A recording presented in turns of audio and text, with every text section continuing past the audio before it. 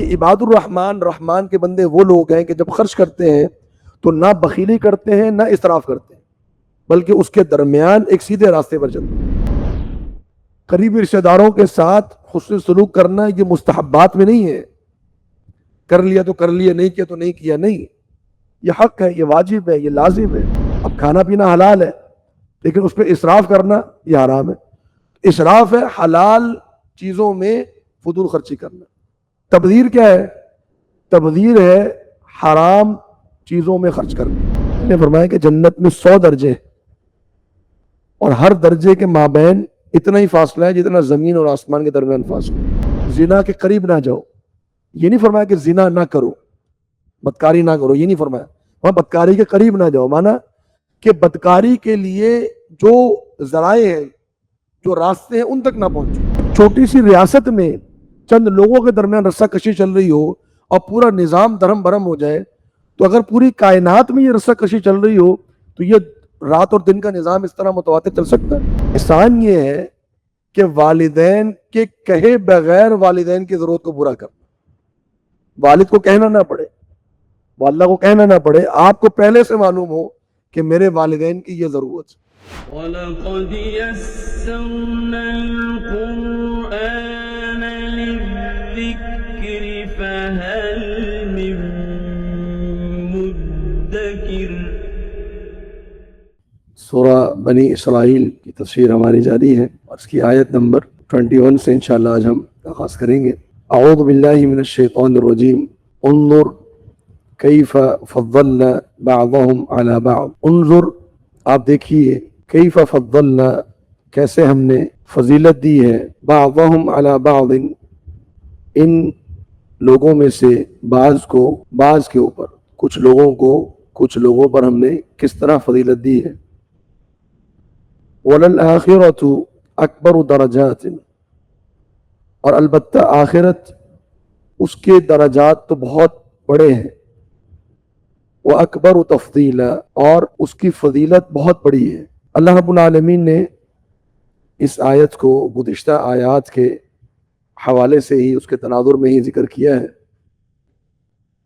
گزشتہ آیات میں جو ہم نے پڑھا تھا، اللہ تعالیٰ نے دنیا اور آخرت میں جو حیثیت اور منصب لوگوں کو دیے ہیں، جو رزق دیا ہے، اس میں بڑا فرق ہے، امیر بھی ہیں اور غریب بھی ہیں۔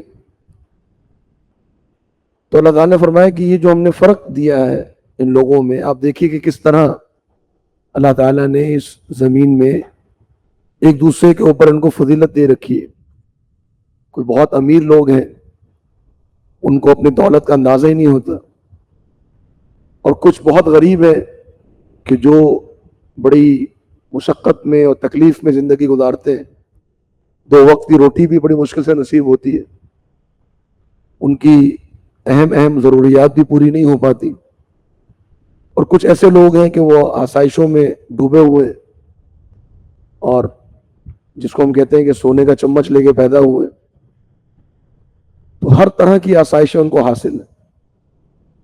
تو یہ جو فرق ہوا ہے یہ اللہ رب العالمین کی طرف سے ہے، اور اللہ رب العالمین اس کا حساب و کتاب بھی لے گا آخرت میں۔ لیکن اس کو ایک بطور مثال کے پیش کرتے ہوئے اللہ تعالیٰ فرمائے کہ دیکھو یہ فرق ہے، آخرت میں فرق بہت زیادہ ہوگا۔ فرق جو ہے وہ ایک جنتی اور جہنمی کا بھی فرق ہے، کہ ایک جنتی ہے کہ جس کو اللہ رب العالمین نے لا زوال نعمتیں دی ہیں، ہمیشہ کی جوانی، ہمیشہ کی صحت، ہمیشہ کی نعمتیں، اور نہریں، باغات، محلات، ادنا سے ادنا جنتی کو بھی اللہ تعالیٰ نے یہ نعمتیں میسر کی ہوں گی۔ اور اس کے مقابلے میں جہنمی ہے، جہنم کا عذاب، ہتھوڑے برس رہے ہیں، آگ کا عذاب میں مبتلا ہے، خون اور پیپ پی رہے ہیں، کھولتا ہوا پانی پی رہے ہیں، اللہ رب العالمین کے غضب کا شکار ہے۔ تو ان دونوں میں بہت بڑا فرق ہے، وہ ہمیشہ کے لیے اس عذاب میں ہے، وہ یہ ہمیشہ کے لیے ان نعمتوں میں ہے۔ لیکن پھر جنت کے اندر بھی درجات، جنتیوں کے مابین بھی بہت درجات ہیں، جنتیوں کے درمیان بھی ایسے درجے ہیں کہ نبی صلی اللہ علیہ وسلم کا فرمان ہے کہ جنت میں کچھ محلات ایسے ہیں، بالا خانے جن کو ہم کہتے ہیں، کہ وہ جنتیوں کو یوں نظر آئیں گے جیسے تم آسمان میں ستارے دیکھتے ہو، تو اتنا فرق ہوگا۔ بلکہ ایک روایت میں فرمایا کہ جنت میں 100 درجے ہیں، اور ہر درجے کے مابین اتنا ہی فاصلہ ہے جتنا زمین اور آسمان کے درمیان فاصلہ ہے۔ تو جب نبی صلی اللہ علیہ وسلم نے فرمایا کہ جنت میں کچھ گھر ایسے ہوں گے جو تمہیں یوں نظر آئیں گے، یا جنتیوں کو یوں نظر آئیں گے جیسے ستارے تم آج دیکھتے ہو، تو صحابہ نے کہا اللہ کے رسول وہ تو انبیاء کے ہوں گے، اتنے اونچے درجے تو انبیاء کو ہوں گے۔ فرمایا کہ نہیں، بلکہ یہ وہ لوگ ہیں جو اللہ رب العالمین پر ایمان لائے اور اپنے ایمان کو انہوں نے اس کی تصدیق کی اور ثابت قدم رہے، آمنوا وصدقوا، ایمان لائے اور انہوں نے تصدیق کی اور اس پہ وہ استقامت اختیار کی۔ تو یہ اہل ایمان کے درجات ہیں آخرت کے اندر۔ تو یہ اللہ تعالیٰ نے کیوں بیان فرمائے؟ یہ قابل غور بات کہ اللہ تعالیٰ نے ایک کمپیریزن کیا کہ دیکھو تم دنیا میں تو ان نعمتوں کے متلاشی ہو، تم چاہتے ہو کہ وہ آسائشیں سہولیات مل جائیں جو بڑے بڑے لوگوں کو ملی ہوئی ہیں، تو یہ جو آخرت کی جو درجات ہیں نا، یہ بہت ایسے درجات ہوں گے کہ ان پہ لوگوں کو حسرت ہوگی کہ کاش کی یہ درجہ مل جائے۔ تو اس کے لیے محنت کرنی پڑے گی، وہ زندگی پھر ایسی گزارنی پڑے گی کہ وہ پھر انسان کو وہ درجات حاصل ہو سکے۔ تو یہ اصل مقصد ہے اس آیت کا کہ ہمیں ترغیب دلائی جائے کہ بڑے سے بڑا درجہ جو ہے وہ جنت میں حاصل کیا جائے اپنے ایمان اور اعمال کے حوالے سے۔ آگے فرمایا کہ لا تجعل مع اللہ الہا آخر۔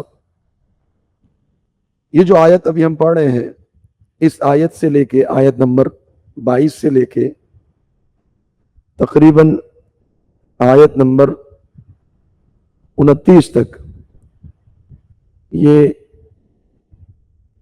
ان آیات میں اللہ رب العالمین نے، یہ تقریباً 10 آیات بنتی ہیں، ان 10 آیات میں پورے قرآن مجید میں سب سے زیادہ احکامات ان 10 آیات میں بیان ہوئے، اور اللہ تعالیٰ نے ان 10 آیات میں تقریباً 25 احکامات بیان فرمائے، اور ان 25 میں سے زیادہ تر کا تعلق وہ اخلاقیات کے ساتھ ہے، حقوق العباد کے ساتھ اس کا تعلق ہے۔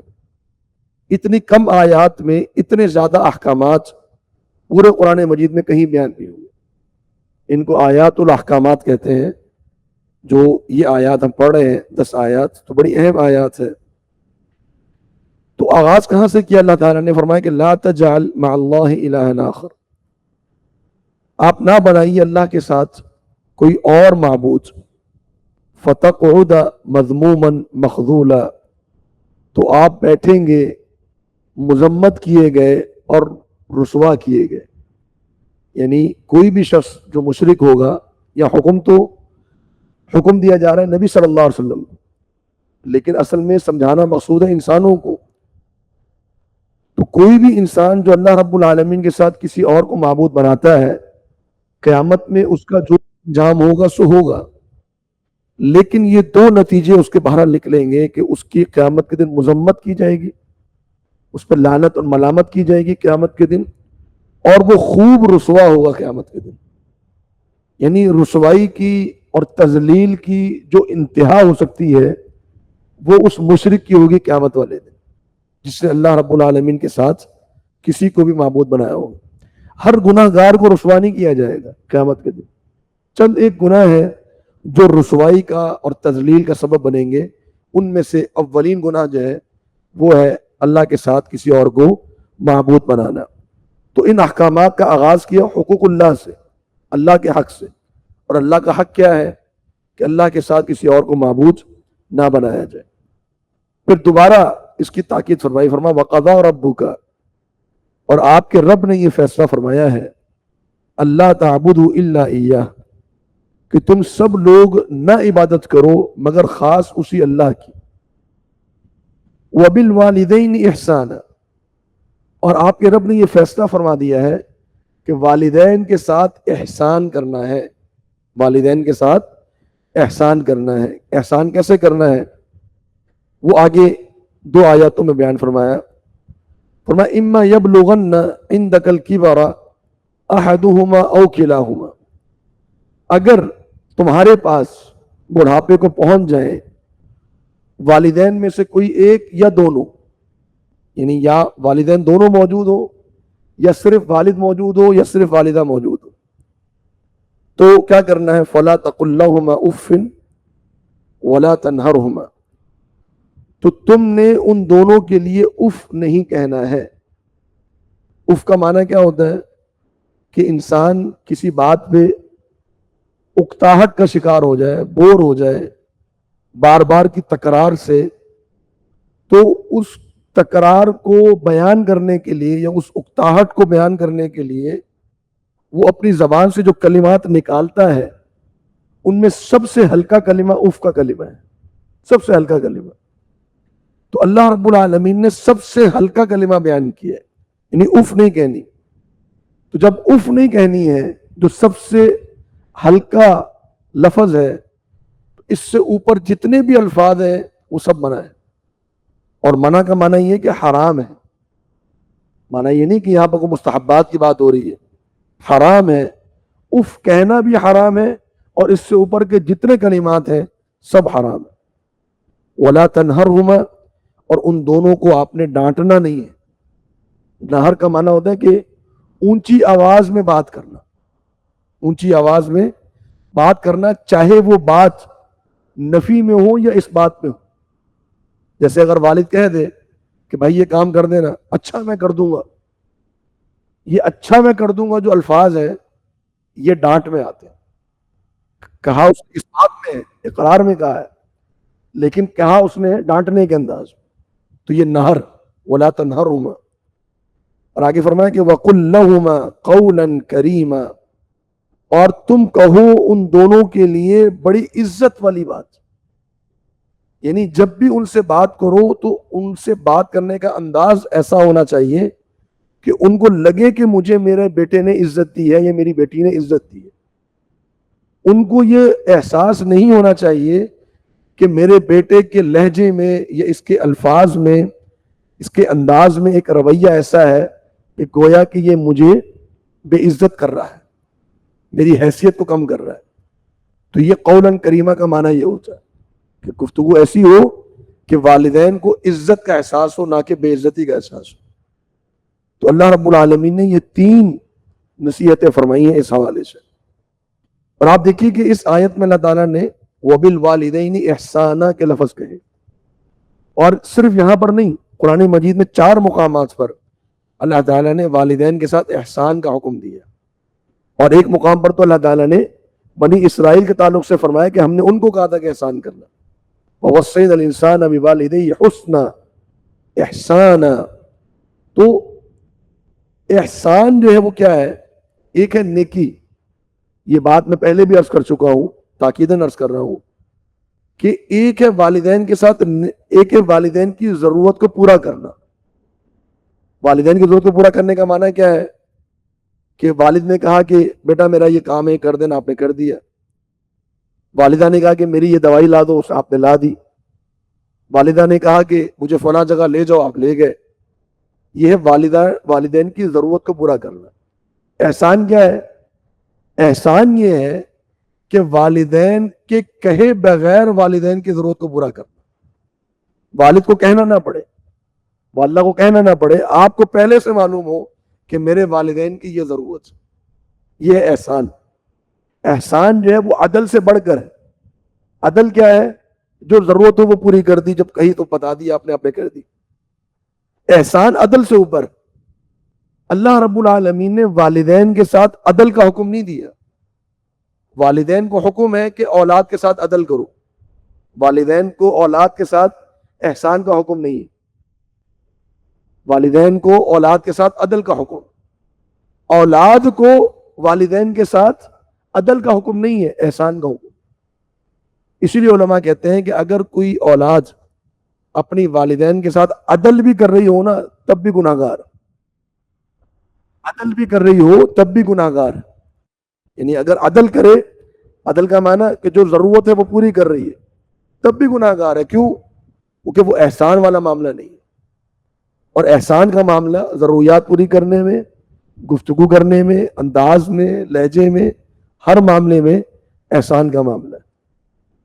اس سے اندازہ ہوتا ہے کہ والدین کا کیا مقام ہے اور ان کی کیا حیثیت ہے اور ان کا احترام کس انداز میں انسان کو کرنا چاہیے.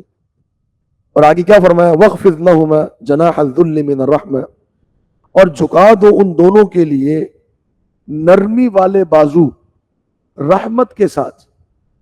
یعنی دونوں چیزیں ہونی چاہیے، نرمی والے بازو اور ان بازوؤں میں رحمت ہو. کیا معنی نرمی والے بازو؟ یعنی ان کے ساتھ جو بھی معاملہ تم کرو وہ نرمی کے ساتھ کرو اور اس کے اندر ایک رحمت کا پہلو ہونا چاہیے. سختی نہیں ہونی چاہیے، ڈانٹ ڈپٹ نہیں ہونی چاہیے.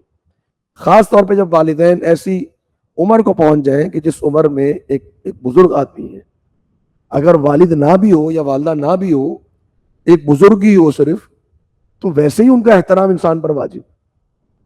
اور وہ والدین کی اگر صورت میں ہو بزرگی، تو پھر تو اس کے لیے کوئی گنجائش ہی نہیں ہے کہ وہ کسی بھی قسم کی اکتاہٹ، بیزاریت، بوریت اور کوئی شکوہ.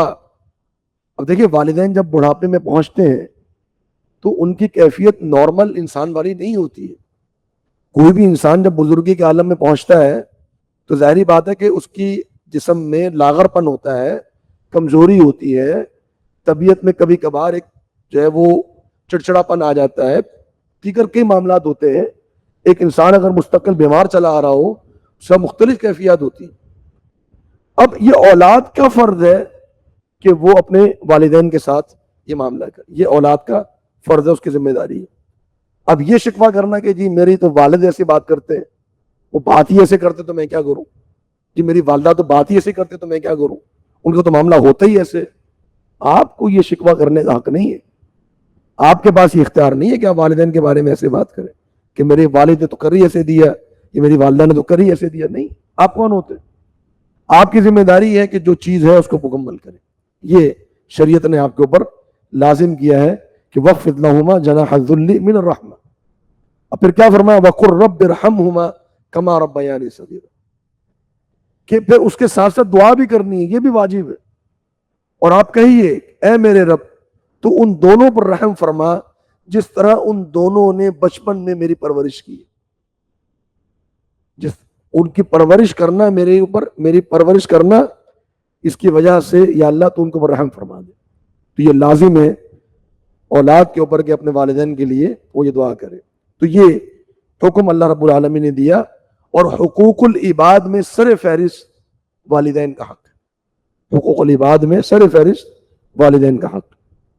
پھر آگے فرمایا کہ ربکم اعلم بما فی نفوسکم، تمہارا رب جو کچھ بھی تمہارے نفسوں میں ہے اس کو زیادہ جانتا ہے.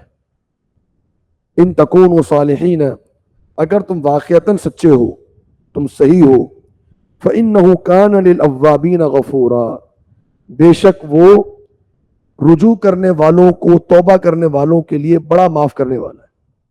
یہ بات کیوں فرمائی اللہ تعالیٰ نے؟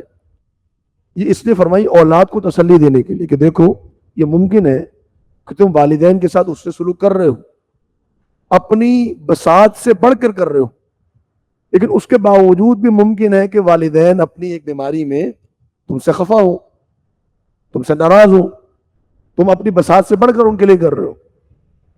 تو اس حوالے سے پھر تم نے پریشان نہیں ہونا کہ ابھی میں اتنا کچھ کر رہا ہوں پھر بھی میرے والدین مجھ سے راضی نہیں ہو رہے. فرمایا کہ نہیں، اللہ رب العالمین تمہارے نفسوں میں جو بھی ہے اللہ جانتا ہے. اگر تم واقعتاً سچے ہو خدمت کرنے میں، وفاداری میں اور اس ایثار کے جذبے میں والدین کے لیے، اللہ کو پتہ ہے اللہ تمہارے معاملے کو قبول فرما لے گا. لیکن اصل چیز یہ ہے کہ اپنی بساط سے بڑھ کے اپنے والدین کے لیے تم نے احسان کا معاملہ کرنا ہے.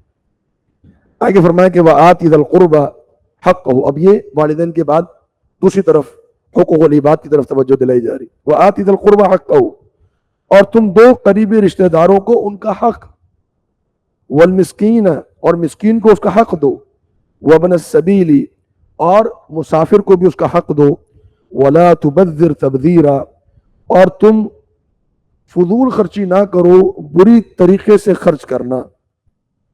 تو یہاں اللہ رب العالمین نے دو احکامات دیے.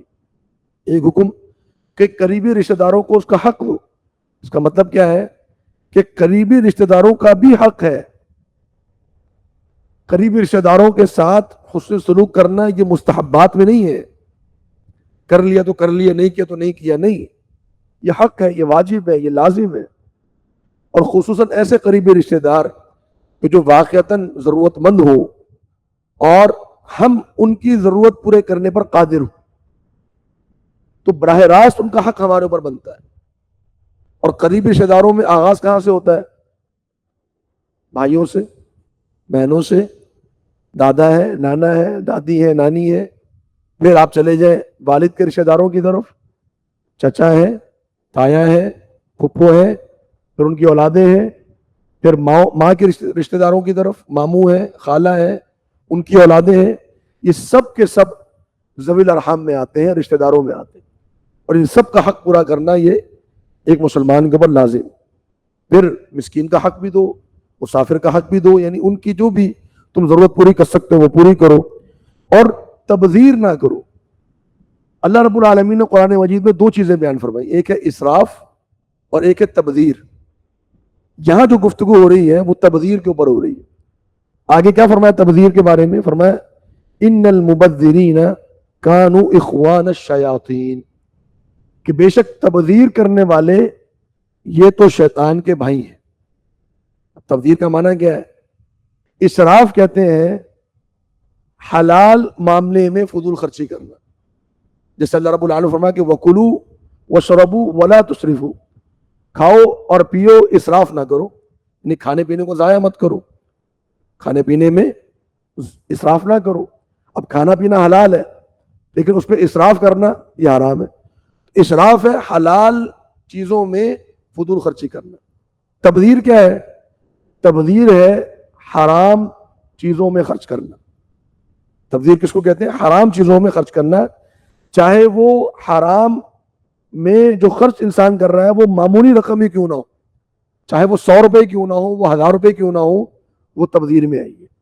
اگر وہ حرام چیزوں کے اوپر خرچ کر رہا ہے، اگر وہ کوئی موسیقی سن رہا ہے 1000 روپے دے کے، وہ کوئی مووی دیکھ رہا ہے چھوٹا سا ٹکٹ خرید کے، وہ انٹرنیٹ کو استعمال کر کے کوئی غلط چیزیں دیکھ رہا ہے یا غلط چیزیں سن رہا ہے، تو یہ سب کے سب کس میں آئے گا؟ یہ تبذیر میں آئے گا. تو ہر وہ خرچ جو حرام میں ہوتا ہو وہ تبذیر ہے. اور مبذر کون ہوتا ہے؟ فرمایا یہ شیاطین کے بھائی ہیں، یعنی یہ شیطانوں کے ساتھ ان کا معاملہ ہے. وَكَانَ الشَّيْطَانُ لِرَبِّهِ كَفُورًا، اور شیطان اپنے رب کا بہت ناشکرا ہے، کفر کرنے والا. شیطان اپنے رب کا کفر کرنے والا ہے. تو یہ شیطانوں کے بھائی ہیں، یہ ناشکری کر رہے ہیں. کیسے ناشکری کر رہے ہیں؟ شیطان کو اللہ رب العالمین نے ایک نعمت دی، اس نے اس نعمت کا غلط استعمال کیا، تکبر میں چلا گیا. اللہ رب العالمین نے نعمت کیا دی تھی کہ اس کو جنات میں سے اٹھا کے ملأ الاعلیٰ میں لے گیا تھا اللہ تعالیٰ. یہ بہت بڑی نعمت تھی اللہ تعالیٰ کی. اس نعمت نے اس کو تکبر میں مبتلا کیا، اس تکبر نے اس کو اللہ کی نافرمانی کے اوپر لگا دیا، اللہ کا حکم ماننے سے انکار کر دیا. تو یہ جو انسان ہے جو مبذر ہے، اس کو بھی اللہ نے نعمت دی تھی، اس نے اس نعمت کو اللہ کی نافرمانی میں خرچ کیا. اس وجہ سے یہ شیطان کا بھائی ہے، اس کو اللہ رب العالمین نے شیطان کا بھائی قرار دیا. آگے فرمایا کہ وَإِمَّا تُعْرِضَنَّ عَنْهُمْ، اور اگر تم اعراض کرو ان لوگوں سے. کن لوگوں سے؟ قریبی رشتہ داروں سے، مسکینوں سے، مسافر سے. اگر ان سے تم اعراض کرو، ابتغاء رحمت من ربک، اپنے رب کی رحمت کے جستجو میں. کیا معنی ہوا؟ کہ تم اعراض کر رہے ہو اپنے قریبی رشتہ داروں سے، مسکینوں سے، مسافر سے، اپنے رب کی رحمت کی تلاش میں. یعنی تمہارے پاس اتنا مال نہیں ہے کہ تم ان کی ضرورت پوری کر سکتے ہو، اور تمہیں یہ اندازہ ہے کہ ممکن ہے کہ کچھ عرصے کے بعد تمہارے لیے اللہ رب العالمین آسانی فرما دے. ایک قریبی رشتہ دار تمہارے پاس آ جاتا ہے یا کوئی مسکین تمہارے پاس آ جاتا ہے کہ بھائی میری یہ ضرورت ہے، آپ اس ضرورت کو پورا کر دیں. آپ وہ ضرورت پوری کرنے پر قادر نہیں ہے، آپ کے پاس استطاعت نہیں ہے. اب آپ ان سے اعراض کر رہے ہیں کہ بھائی میں آپ کی ضرورت پوری نہیں کر سکتا. تو کیا کرنا چاہیے؟ فَقُلْ لَهُمْ قَوْلًا مَيْسُورًا، تو آپ کہیے ان لوگوں کے لیے آسانی اور سہولت والی بات. یہ نہ کہو جھڑک نہ دو کہ بھائی نہیں ہے میرے پاس، کیوں میرے متھے لگتے ہو، آگے کیوں پریشان کیا ہوا ہے آگے مجھے. نہیں بھائی، جب سہولت ہوگی تو دے دیں گے، اللہ آسانی فرمائے گا انشاءاللہ. امید ہے کہ انشاءاللہ بہتری ہوگی، اللہ خیر کرے گا انشاءاللہ. اس قسم کی باتوں کے ساتھ اگر اعراض کرنا ہے تو سہولت والی باتوں کے ساتھ کرو. اس لیے اللہ رب العالمین نے ایک مقام پر فرمایا کہ جو سائل ہے اس کو نہیں ڈانٹنا. اما السائل فلا تنہر، سائل کو آپ نہیں ڈانٹ سکتے. جو حقیقی سائل ہے، جو ضرورت مند ہے، جو پیشہ ور کی بات نہیں ہو رہی، جو واقعاً حقیقی سائل ہے، جو مسکین ہے، اس کو ڈانٹنے کا اختیار آپ کے پاس نہیں ہے. اور فرمایا کہ وَلَا تَجْعَلْ يَدَكَ مَغْلُولَةً إِلَىٰ عُنُقِكَ وَلَا تَجْعَلْ، اور آپ نہ بنائیے، نہ کیجئے اپنے ہاتھ کو مغلولتاً، بندھا ہوا، الی عنقک، اپنی گردن کی طرف. یہ ایک مثال ہے، اور یہ مثال دی جاتی ہے عرب کے اندر کنجوس کے لیے، کہ کنجوس ایسے ہے جیسے اس کا ہاتھ اس کی گردن کے ساتھ بندھا ہوا، وہ اپنے ہاتھوں سے خرچ ہی نہیں کرتا، اس کی جیب میں ہاتھ ہی نہیں جاتا، اپنے مال کی طرف اس کا ہاتھ ہی نہیں بڑھتا، اپنے اوپر لگا ہوا ہاتھ اس کا بس. فرمایا کہ معنی کیا ہے کہ کنجوسی نہ کیجیے. وَلَا تَبْسُطْهَا كُلَّ الْبَسْطِ، بتا دیجیے اس ہاتھ کو پوری طرح پھیلانا، یعنی ایسا بھی نہیں کہ کھلا خرچ کر رہے ہو، یہ بھی نہیں کرنا آپ نے. آپ کنجوسی بھی نہ کریں اور آپ کھلا خرچ بھی نہ کریں. تو کیا ہوگا اس سے؟ فَتَقْعُدَ مَلُومًا مَحْسُورًا، آپ بیٹھ جائیں گے ملومن، ملامت کیے ہوئے، محسورا، حسرت کیے ہوئے. ملامت کب ہوگی آپ کے اوپر؟ ملامت اس وقت ہوگی جب آپ کنجوسی کریں گے. تو کنجوسی کا نتیجہ یہ ہوگا کہ لوگ ملامت کریں گے آپ کو کہ یار اتنا مال ہے اس بندے کے پاس، تو یہ نہ اپنے اوپر خرچ کرتا ہے، نہ اپنی اولاد پہ خرچ کرتا ہے، نہ لوگوں کو دیتا ہے، اتنا کنجوس، اتنا بخیل ہے یہ. اور حسرت کب ہوگی؟ کہ جب آپ کھلا خرچ کر دیں گے اور سب اپنا مال ضائع کر کے بیٹھ جائیں گے، پھر آپ حسرت کر رہے ہوں گے کہ کاش میں ذرا مال روک لیتا اپنے پاس، کچھ مشکل دنوں کے لیے بچا لیتا، وہاں خرچ نہ کرتا، فضول خرچی نہ کرتا. تو فرمایا کہ یہ انجام ہوگا، کنجوسی کریں گے تو ملامت ہوگی، اور اگر کھلا خرچ کریں گے تو حسرت ہوگی. تو لہذا اپنے آپ کو درمیان میں رکھیں. جیسا کہ اللہ رب العالمین نے عباد الرحمن کی ایک مثال عطا دی قرآن مجید کے اندر، کہ عباد الرحمن کیا ہے؟ الذین اذا انفقوا لم یسرفوا ولم یقتروا وکان بین ذلک قواما، کہ عباد الرحمن، رحمان کے بندے وہ لوگ ہیں کہ جب خرچ کرتے ہیں تو نہ بخیلی کرتے ہیں، نہ اسراف کرتے ہیں، بلکہ اس کے درمیان ایک سیدھے راستے پر چلتے ہیں، اعتدال والے راستے، کہ جو ضرورت ہے اس کو بھی پورا کرو، اور جس کی ضرورت ہے اس کی بھی پورا کر دو، اور کچھ مشکل دنوں کے لیے بچا کے بھی رکھو، اور اس میں سے اللہ کا حق بھی ادا کرتے رہو زکوٰۃ کی صورت میں. تو یہ اصل طریقہ کار ہے مال خرچ کرنے کے حوالے سے. پھر ایک عقیدے کی تعلیم ہمیں دی گئی. فرمایا کہ ان ربک یبسط الرزق، بے شک آپ کا رب وہ رزق کو پھیلا دیتا ہے، لمن یشاء، جس کے لیے آپ کا رب چاہے. وَيَقْدِرْ، دال کے زیر کے ساتھ، یقدر کا معنی ہوتا ہے تنگ کر دینا، اور وہ جس کے لیے چاہتا ہے اس رزق کو تنگ کر دیتا ہے. اور قرآن مجید میں کہیں پر آئے گا یقدر، اس کا مطلب ہوتا ہے قدرت رکھنا. تو یقدر یعنی اللہ رب العالمین جس کے لیے چاہتا ہے رزق کو تنگ کر دیتا ہے. تو رزق کی کشادگی، رزق کی وسعت اور رزق کی تنگی، یہ دونوں اللہ کی مشیت سے. اللہ رب العالمین نے اپنی مشیت سے اپنے مال کو تقسیم کر دیا. جس کو چاہا اللہ رب العالمین نے زیادہ دے دیا، جس کو چاہا اللہ رب العالمین نے کم دے دیا.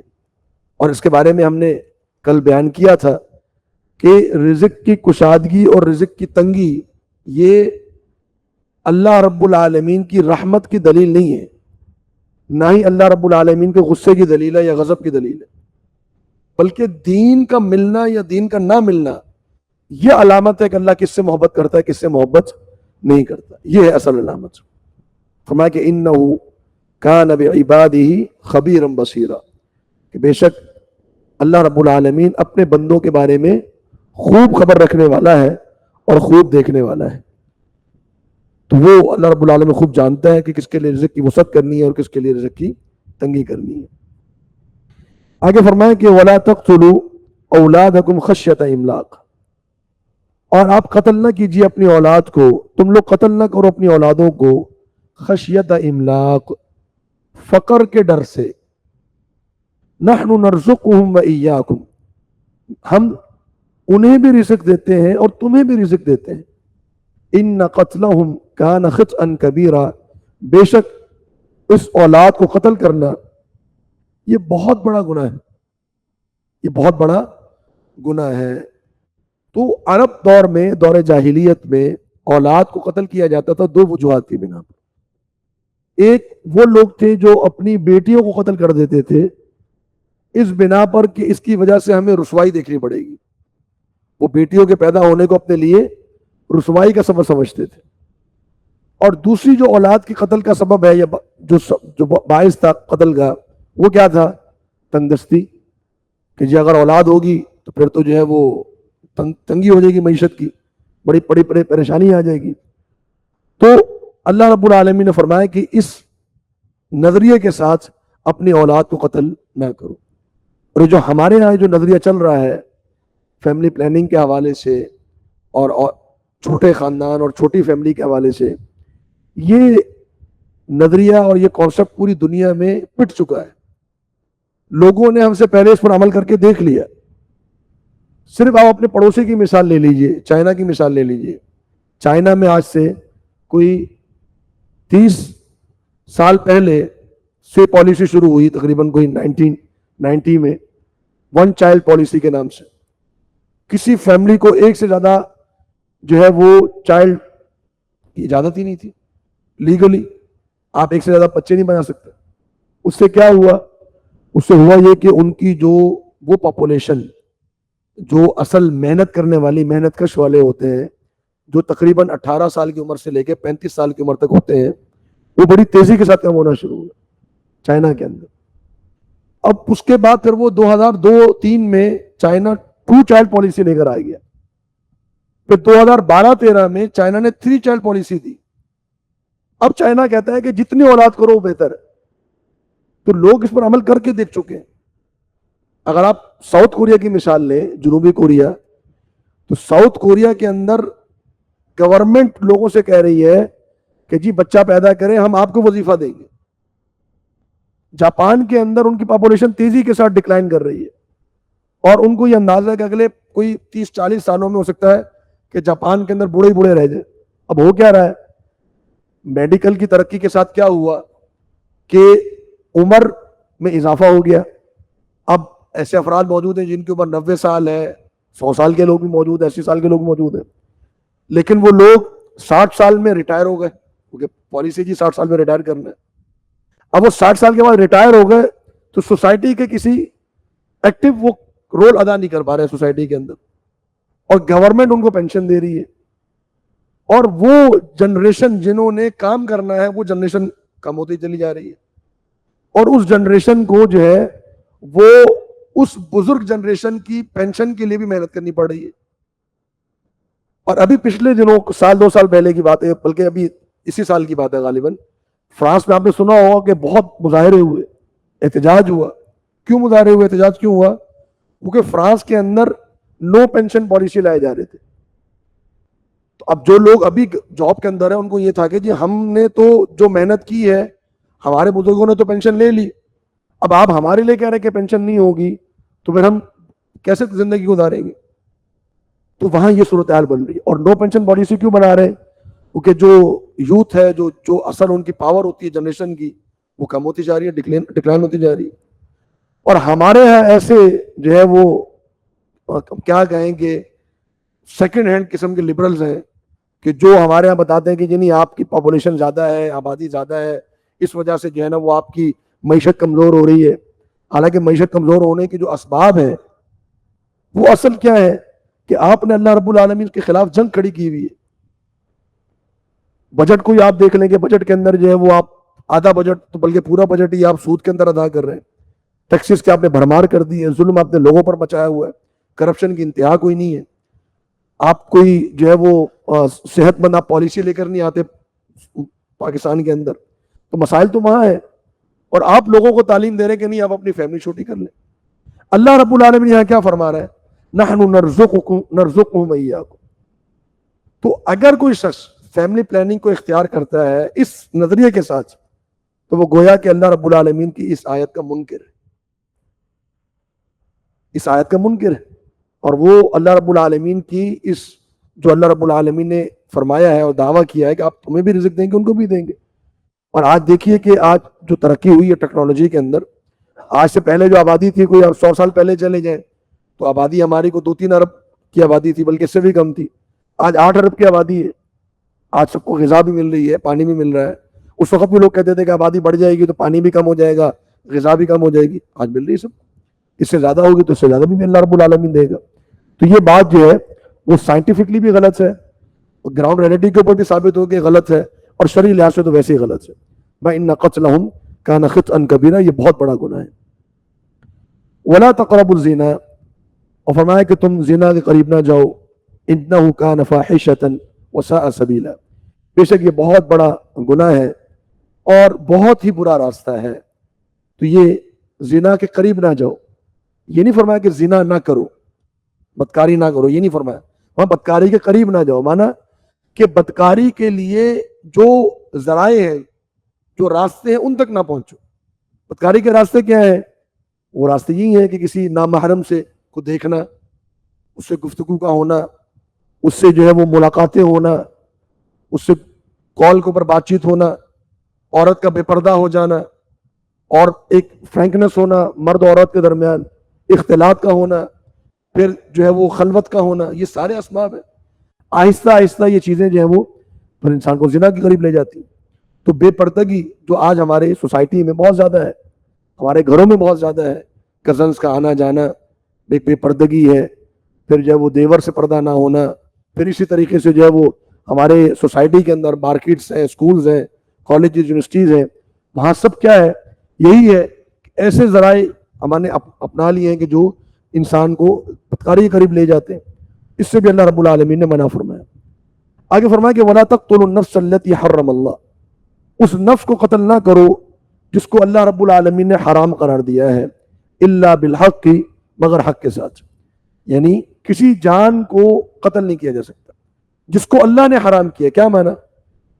कौन कौन सी जानें हैं जिसको अल्लाह ने हराम किया है? सारी जान है, चाहे वो मुसलमान हो चाहे वो गैर मुस्लिम, तमाम लोगों को किस कत्ल करना जायज़ नहीं है, इल्ला बिल हक़, मगर हक के साथ।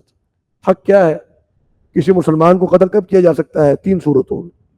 एक सूरत ये जो नबी सल्लल्लाहु अलैहि वसल्लम ने हदीस में बयान फरमाई, वह एक सूरत ये है कि उसने किसी और को कत्ल किया, और नफ्स बिन नफ्स, उसने अगर किसी और को कत्ल कर दिया, क़िसास में उसको कत्ल किया जाएगा। दूसरी सूरत, कोई शादीशुदा आदमी बदकारी कर ले, वो उसको रजम किया जाएगा। तीसरी सूरत कि कोई शख्स मुर्तद हो जाए, दीन इस्लाम को छोड़ दे। सिर्फ ये 3 सूरतें हैं कि जिन 3 सूरतों में किसी शख्स को जो मुसलमान हो उसको कत्ल किया जा सकता है। यानी जो पहले मुसलमान था फिर काफिर हो गया, उसको हम कत्ल करेंगे, तो ये उसकी सजा है। इसके अलावा किसी मुसलमान को किसी भी जुर्म में कत्ल नहीं किया जा सकता, ये जायज़ नहीं है। और फरमाया कि वमन कुतिल मज़लूमन, जो कत्ल कर दिया गया जुल्म की हालत में, फ़क़द जअलना लिवलिय्यिही सुल्ताना, तो हमने बनाया है उसके वली के लिए सुल्तान, कुव्वत, यानी हमने उसके वली को कुव्वत दी है कि वो फैसला करे। फला युस्रिफ फिल क़त्ल, तो वो कत्ल के अंदर इसराफ ना करे। इन्नहु कान मंसूरा, बेशक उसका वली जो है वो मदद किया गया है। यानी मकतूल के जो वरसा हैं उनको अल्लाह रब्बुल आलमीन ने ये ताकत दी है शरई तौर पे कि वो किसास ले सकते हैं, वो किसास ले सकते हैं। लेकिन किसास लेने का तरीका ये नहीं है कि मैं खुद जाके किसी को गोली मार दूं, ये मेरे लिए इसकी गुंजाइश नहीं है। किसास कौन लेगी? किसास हुकूमत लेगी, जो भी हाकिम है उसके जरिए से किसास कायम होगा। इसी में फरमाया कि फला युस्रिफ फिल क़त्ल, कत्ल में इसराफ ना करे। बल्कि ये भी फरमाया कि इसराफ, कत्ल में इसराफ से क्या मुराद है कि कत्ल जो है वो किसी और ने किया था, मैंने जाकर उसके भाई को कत्ल कर दिया, या मैंने जाकर उसके वालिद को कत्ल कर दिया, या उसके बेटे को कत्ल कर दिया, ये इसराफ है कत्ल, ये मेरे लिए जायज़ नहीं है। कातिल को क़सास में कत्ल किया जाएगा, उसके अलावा किसी को कत्ल नहीं किया जाएगा, और वो मददगार उसकी अल्लाह रब्बुल आलमीन ने मदद की हुई है जब तक कि वो हक पर कायम है। वला तक़रबू माल अल यतीमी, اور تم قریب نہ جاؤ یتیم کے مال کے الا باللتی ہی احسن مگر اس انداز سے جو بہترین ہو حتی یبلغ اشدہ یہاں تک کہ وہ اپنی نوجوانی کو پہنچ جائے وَأَوْفُوا بِالْعَهْدِ اور تم پورا کرو اپنے وعدے کو ان العہد کان مسئولا بے شک وعدہ اس کے بارے میں سوال کیا جائے گا قیامت کے دن. تو یہ ایک اور ہمیں حقوق العباد بتایا گیا کہ یتیم کے مال کی حفاظت کرنی ہے، اور اگر اس کو کہیں انویسٹ کرنا ہو کسی کاروبار وغیرہ میں تو اس کو اس طریقے کے ساتھ اس کو کام کیا جائے کہ وہ سب سے بہترین ہو، یعنی جس کو ہم کہتے ہیں نا کہ رسک مینجمنٹ کرنا اور اس کو نقصان سے بچانا اور اس کو جو ہے وہ منافع کی طرف لے کے جانا، یہ انداز اختیار کیا جائے، نہ کہ اس کو ہڑپ کرنا، اس کو غصب کرنا، اس کو جان بوجھ کے نقصان پہنچانا، یہ جائز نہیں ہے. اور جو وعدہ ہے اس کو پورا کیا جائے، کیونکہ وعدے کے بارے میں یہ تو ایک مومن کی صفت ہے کہ جو جب بھی وعدہ کرتا ہے اس کو پورا کرتا ہے، اور منافق کی علامت ہے کہ اپنے وعدے کو پورا نہیں کرتا. اور فرمایا کہ وَأَوْفُوا الْكَيْلَ اور تم پورا کرو ماپ کو. کیل کہتے ہیں ماپ، میم کے ساتھ. جیسے لیٹر ہے تو لیٹر جو ہے وہ ماپ ہے، یعنی ایک پیمانہ ہے. وَأَوْفُوا الْكَيْلَ إِذَا كِلْتُمْ جب تم ماپ کرو تو اس کو پورا کرو. وَزِنُوا اور وزن کرو بالقسطاس المستقیم سیدھے ترازو کے ساتھ، صحیح ترازو کے ساتھ، اس کے ساتھ تم وزن کرو. تو چاہے ماپ کر رہے ہو یعنی لیٹر کر رہے ہو، یا جیسے ہمارے میٹر ہوتا ہے یہ بھی ایک ماپ ہے، اور اگر وزن کر رہے ہو جیسے کے جی ہے، کے جی کا وزن ہے، یا گرامز ہے، یا تولا ہے، اس کا وزن بھی سیدھے جو ہے وہ ترازو کے ساتھ کرو. ذالک خیر یہ بہترین ہے، وَأَحْسَنُ تَأْوِيلًا اور انجام کے اعتبار سے سب سے اچھا ہے. یعنی انجام دنیا کے اندر بھی انسان کو انجام کے اعتبار سے، اور آخرت میں بھی. دنیا میں بھی اللہ رب العالمین ایسے شخص کو اچھے منافع کے ساتھ لوٹاتا ہے. ایسا نہیں ہے کہ جو صحیح راہ پہ چلتا ہے اس کو اگرچہ ابتدا میں مشکلات آتی ہیں، پریشانیاں آتی ہیں، لیکن جب اس آزمائش سے گزر جاتا ہے تو پھر اللہ رب العالمین اس کو بہترین منافع بھی عطا فرماتا ہے. اور پھر آخرت میں تو اس کے لیے ظاہری بات ہے کہ اجر موجود ہے. وَلَا تَقْفُوا اور تم پیچھے نہ پڑو مَا لَيْسَ لَكَ بِهِ عِلْم جس کے متعلق آپ کے پاس علم نہ ہو. ان السمع والبصر والفؤاد بے شک سماعت اور بصارت اور فؤاد. فؤاد کہتے ہیں دل کو، اور یہ فؤاد دل کو قلب بھی کہتے ہیں، عربی زبان میں قلب بھی کہتے ہیں، فؤاد بھی کہتے ہیں. لیکن علماء نے دونوں میں ایک فرق بیان کیا کہ فؤاد ایسے دل کو کہتے ہیں کہ جس دل کے اندر جذبات موجود ہو، یعنی دلی جذبات کو فؤاد کہا جاتا ہے. تو سماعت، بصارت اور فؤاد یعنی جو جذبات ہیں دل کے، کل اولئک کان عنہ مسئولا ان تمام کے بارے میں سوال کیا جائے گا. جو انسان سن رہا ہے، جو انسان دیکھ رہا ہے، اور جو دل میں اس کے احساسات ہیں اور جذبات ہیں، ان کے بارے میں قیامت والے دن پوچھا جائے گا. تو دو باتیں اللہ تعالیٰ نے بیان فرمائی. ایک بات یہ کہ جس چیز کے بارے میں علم نہ ہو اس کے پیچھے نہیں پڑنا چاہیے. میرے پاس علم نہیں ہے، میں خواہ خواہ اس کے بارے میں تکے لگاؤں یا اندازے لگاؤں. اور خصوصاً شریعت کے معاملے میں اگر میرے پاس علم نہیں ہے تو میرے لیے قطعاً یہ جائز نہیں ہے کہ میں بغیر علم کی کوئی بات کروں. بلکہ اللہ رب العالمین نے سورۃ الاعراف کے اندر اس عمل کو، یعنی بغیر علم کے اللہ رب العالمین پر کوئی بات کرنا، اس کو شرک سے بھی بڑا گناہ قرار دیا ہے. شرک سے بھی بڑا گناہ ہے کہ کوئی شخص جو ہے وہ بغیر علم کے اللہ رب العالمین کے بارے میں بات کرے. تو یہ بہت بڑی جسارت ہے کسی انسان کی کہ وہ دین کے معاملے میں، کوئی فتویٰ دینے کے معاملے میں وہ کہے کہ جی میرا خیال تو یہ ہے، یا مجھے تو لگتا ہے کہ ایسے ہوگا. تو مجھے لگتا ہے یا میرا خیال ہے یا میرا اندازہ ہے، یہ چیز جو ہے یہ بہت بڑا گناہ ہے، اور اس سے اللہ رب العالمین نے منع فرمایا ہے.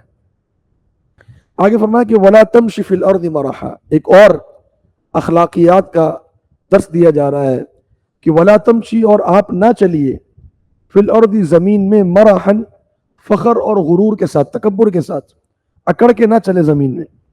إِنَّكَ لَن تَخْرِقَ الْأَرْضَ بے شک تم ہرگز بھی زمین کو پھاڑ نہیں سکتے.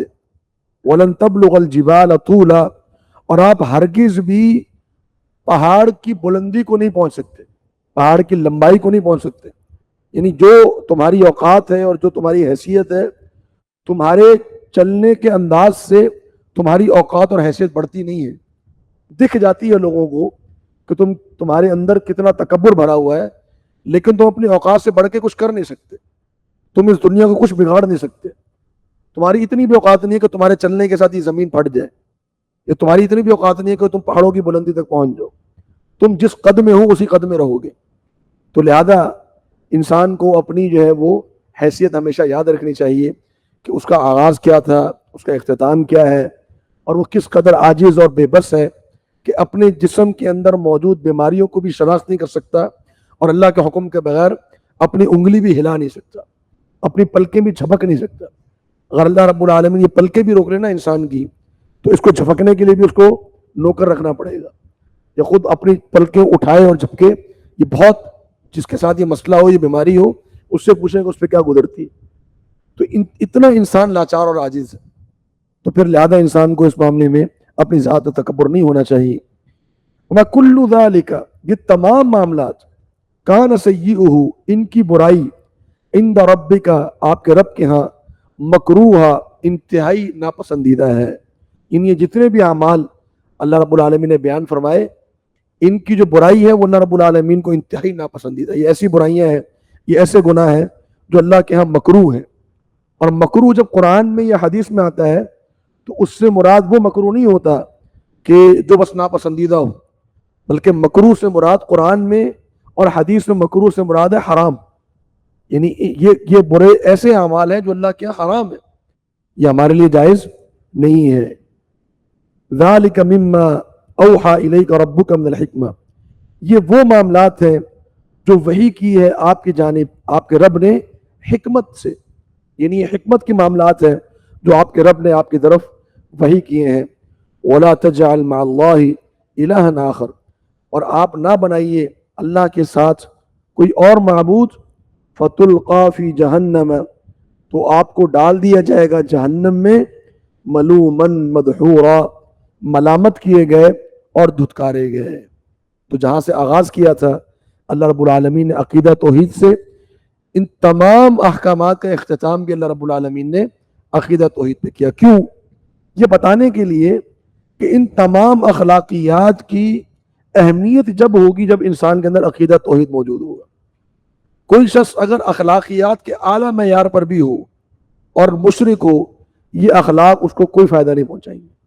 چاہے وہ بہت اچھی گفتگو کرتا ہو، وہ والدین کا انتہائی فرما بردار ہو، وہ رشتہ داروں کا بہت خیال رکھنے والا ہو، وہ بڑا سخی ہو، اور وہ اس نے زندگی میں کبھی کسی کو تپڑ بھی نہ مارا ہو، لیکن اگر اس کی موت شرک پر ہوئی ہے تو پھر اس کے ان اخلاقیات کو کوئی فائدہ نہیں. یوں سمجھ لیں اللہ رب العالمین نے بریکٹ لگا دی، ایک شروع میں اور ایک آخر میں، اور دونوں بریکٹ ایک ہی ہیں، اور وہ ہے عقیدہ توحید کے اوپر. تو 25 احکامات جو میں نے ذکر کیے وہ اللہ رب العالمین نے ان آیات کے اندر بیان فرمائے ہیں، اور آغاز اور اختتام جو ہے وہ عقیدہ توحید پہ فرمایا ہے. فرمایا کہ افا اسفاکم ربکم، کیا پس چن لیا ہے تمہیں تمہارے رب نے، بالبنین، بیٹوں کے ساتھ، واتخذ من الملائکۃ اناثا، اور خود اللہ نے فرشتوں سے بیٹیاں بنا لی ہیں. انکم لتقولون قولا عظیما، بے شک تم لوگ بہت بڑی بات کہہ رہے ہو. اب یہاں مشرکین کے ایک اور شرک کے اوپر رد کیا جا رہا ہے کہ جو مشرکین کا عقیدہ تھا اللہ رب العالمین کی اولاد ہونے کا، تو اول تو اولاد ہونے کا عقیدہ ہی بہت ہی مکروہ عقیدہ ہے، اور اللہ رب العالمین کے یہاں انتہائی ناپسندیدہ ہے، اور ایسا عقیدہ ہے کہ اللہ رب العالمین نے فرمایا کہ ممکن ہے اس عقیدے کی بنیاد پر یہ آسمان اور یہ زمین ٹکڑے ٹکڑے ہو جائے. اتنا یہ گھناؤنا عقیدہ ہے. لیکن اس سے بھی 2 قدم آگے بڑھ کے مشرکین کی رائے یہ تھی کہ اللہ رب العالمین کی اولاد ہے، اور اولاد بھی بیٹیاں ہیں.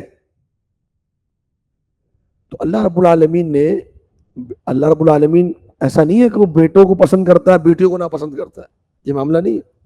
لیکن اللہ رب العالمین نے مشرکین کی جو ہے وہ مینٹیلٹی کے حساب سے بات کی ہے کہ تمہاری مینٹیلٹی یہ ہے, تمہاری سمجھ یہ ہے کہ بیٹیاں کم ہوتی ہیں, مطلب کمتر ہوتی ہیں, بیٹے برتر ہوتے ہیں.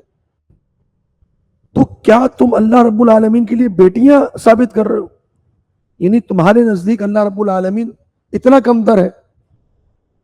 ان کے عقیدے کے مطابق بات ہو رہی ہے, ورنہ اللہ رب العالمین نے بیٹیوں کا جو شرف رکھا ہے اور جو ان کی ایک عزت رکھی ہے اور جو نبی صلی اللہ علیہ وسلم نے ان کی فضیلتیں بیان فرمائی ہیں, وہ دین کا حصہ ہے, وہ ایک الگ ٹاپک ہے.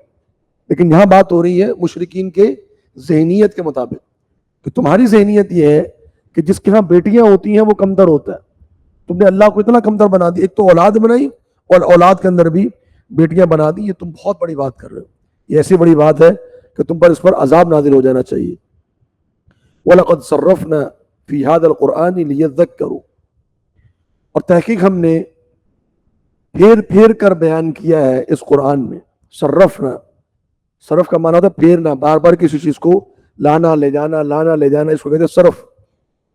تو فرمایا کہ ہم نے بار بار مختلف انداز سے اس قرآن کے اندر مختلف نصیحتیں بیان کی ہیں. کیوں؟ لیذکروا, تاکہ یہ لوگ نصیحت حاصل کر لیں. یہ جو پیچھے باتیں ہوئیں, جو احکامات بتائے گئے, ان کے فوائد آپ کو بتائے گئے, یہ اس لیے ہیں تاکہ یہ لوگ نصیحت حاصل کریں. لیکن ہوتا کیا ہے, وَمَا يَزِيدُهُمْ إِلَّا نُفُورًا, یہ بار بار کا نصیحت کرنا ان کو نہیں بڑھاتا مگر نفرت کے اندر. یہ مزید بھاگنے کی کوشش کرتے ہیں, مزید نفرت میں مبتلا ہو جاتے ہیں قرآن مجید سے بھی اور قرآن مجید کی آیات پڑھنے والے سے بھی. قل آپ فرما دیجئے لو کان معه آلہۃ, اگر اللہ رب العالمین کے ساتھ اور بھی معبود ہوتے, کما یقولون, جس طرح یہ لوگ کہہ رہے ہیں, اذا لابتغوا, تو جب تو یہ سارے کے سارے معبود تلاش کرتے, الی ذی العرش سبیلا, عرش والے کی جانب کوئی راستہ. یعنی یہ تو سب مل کر اللہ رب العالمین کے خلاف نعوذ باللہ حملہ آور ہو جاتے.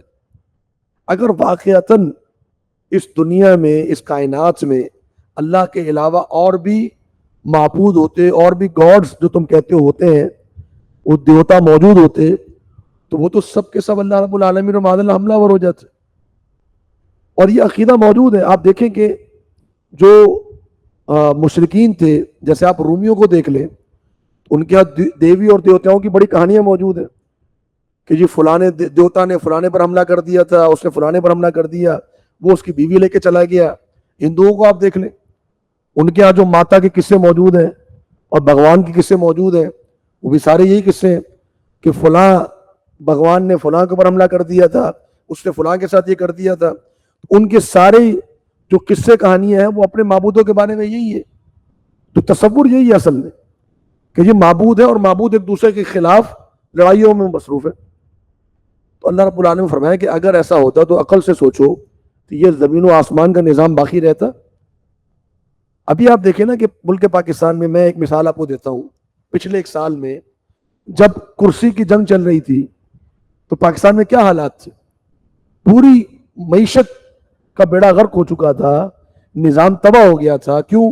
کیونکہ ایک جنگ چل رہی تھی, رسہ کشی چل رہی تھی. تو جب ایک چھوٹی سی ریاست میں چند لوگوں کے درمیان رسہ کشی چل رہی ہو اور پورا نظام دھرم بھرم ہو جائے, تو اگر پوری کائنات میں یہ رسہ کشی چل رہی ہو تو یہ رات اور دن کا نظام اس طرح متواتر چل سکتا؟ نہیں چل سکتا. اس کا مطلب یہ ہے کہ ایک طاقتور معبود, ایک الہ موجود ہے جس نے اس پورے نظام کو مربوط اور منظم کیا ہوا ہے اور کوئی بھی اس کے خلاف جا نہیں سکتا. وہ ایک بادشاہ ہے حقیقی جس نے اس پورے نظام کو قائم کیا ہوا ہے. اس لیے فرمایا کہ سبحانہ و تعالی, پاک ہے وہ ذات اور بلند ہے, اما یقولون علوا کبیرا, جو لوگ بھی یہ بات کر رہے ہیں اس سے اللہ رب العالمین بہت بلند ہے. علوا کبیرا, اللہ رب العالمین کی ذات ان تمام باتوں سے بہت بلند ہے. حتیٰ کہ فرمایا کہ تسبح له السماوات السبع والارض ومن فیہن, تسبیح بیان کرتے ہیں اس کے لیے آسمان ساتوں کے ساتوں اور زمین اور جو کچھ بھی ان آسمانوں میں ہے اور جو کچھ بھی ان زمینوں میں ہے. وَإِن مِّن شَيْءٍ, اور نہیں ہے کوئی چیز, إِلَّا يُسَبِّحُ بِحَمْدِهِ, مگر وہ اللہ کی تسبیح بیان کر رہی ہے اللہ کی حمد کے ساتھ. وَلَٰكِن لَا تَفْقَهُونَ تَسْبِيحَهُمْ, لیکن تم لوگ ان کی تسبیح کو سمجھ نہیں سکتے. ہر چیز اللہ کی تسبیح بیان کر رہی. ابھی ہم جہاں موجود ہیں، یہ میز، یہ کرسی، یہ مائک، یہ پنکھے، یہ لائٹیں، یہ دیواریں، یہ فرش، ہمارے لباس، ہمارے جو ہے وہ جیبوں میں موجود ہر سارا سامان، ایک ایک چیز اللہ رب العالمین کی تصویر بیان کر رہی ہے۔ یہ الگ بات ہے کہ ہم اس تصویر کو نہیں سمجھ سکتے۔ یہاں اللہ رب العالمین نے یہ نہیں فرمایا کہ جاندار تصویر بیان کر رہے ہیں، نہیں، چاہے جاندار ہو چاہے بے جان ہو، کوئی بھی چیز ہے، پتھر ہے، شجر ہے، حجر ہے، دریا ہے، سمندر ہے، سیارے ہیں، ستارے ہیں، جو بھی چیزیں ہیں وہ اللہ رب العالمین کی تصویر بیان کر رہی ہیں۔ اور صحابہ نے بعض کی تصویرات سنی بھی ہیں۔ جناب عبداللہ بن مسعود فرماتے ہیں کہ ہم نبی صلی اللہ علیہ وسلم کے ساتھ کھانا کھا رہے ہوتے تھے تو بسا اوقات وہ لقمہ جو ہم پیٹ میں لے جا رہے ہوتے تو اس لقمے سے تسبیح کی آواز آتی تھی۔ ایسی تسبیح کی آوازیں بھی ہیں، اللہ رب العالمین نے بسا اوقات سنوائی بھی ہے بعض لوگوں کو۔ تو یہ تسبیحات میں مصروف ہے زمین و آسمان۔ ما انہ کان حلیما غفورا، بے شک اللہ رب العالمین بہت ہی بردبار ہے، بہت بخشنے والا ہے۔ اور آگے فرمایا کہ وَإِذَا قَرَأْتَ الْقُرْآنَ، یہ آگے ایک اور موضوع جو ہے وہ شروع ہو رہا ہے جو کہ قرآن مجید کے حوالے سے ہے۔ ہمارا وقت مکمل ہو گیا ہے، میں اسی پر اتفاق کرتا ہوں، اور اس دعا کے ساتھ اللہ رب العالمین سے دعا ہے کہ جو پڑھا ہے اللہ تعالیٰ اس کو سمجھنے کی اور عمل کرنے کی توفیق عطا فرمائے۔ وآخر دعوانا ان الحمدللہ رب العالمین۔ اور آج بھی ایسے مشرکین موجود ہیں، جب ان کو آیات قرآن مجید کی بتائی جائے کہ یہ آیات ہے جس میں اللہ تعالیٰ سے مدد مانگنے کا حکم ہے، اللہ کی عبادت کا حکم ہے، اللہ رب العالمین کی توحید بیان ہوئی ہے، تو وہ بجائے اس کو تسلیم کرنے کے اس قرآن سے ہی نفرت کرنا شروع کر دیتے۔ یعنی قیامت کے دن تمہارا حال یہ ہوگا کہ اللہ تمہیں بلائے گا، یعنی سور پھونکا جائے گا اور تمہیں بلایا جائے گا میدان محشر کی طرف، تو چاہے مسلمان ہو چاہے کافر ہو، وہ سب دوڑے چلے جائیں گے اور ان کی زبانوں کے اوپر اللہ کی حمد ہوگی۔ آتی محمد الوسیلہ کا معنی کیا ہے کہ محمد صلی اللہ علیہ وسلم کو وسیلہ دے دے؟ نہیں، وہاں وسیلہ سے مراد نبی صلی اللہ علیہ وسلم نے فرمایا کہ الوسیلہ جو ہے یہ جنت میں ایک مقام ہے، یہ جنت کا ایک مقام ہے جو اللہ رب العالمین نے پوری جنت میں ایک ہی جگہ رکھی ہے جو کسی ایک جنتی کو ملے گی، اور مجھے امید ہے کہ وہ جنت میں مجھے ملے گی۔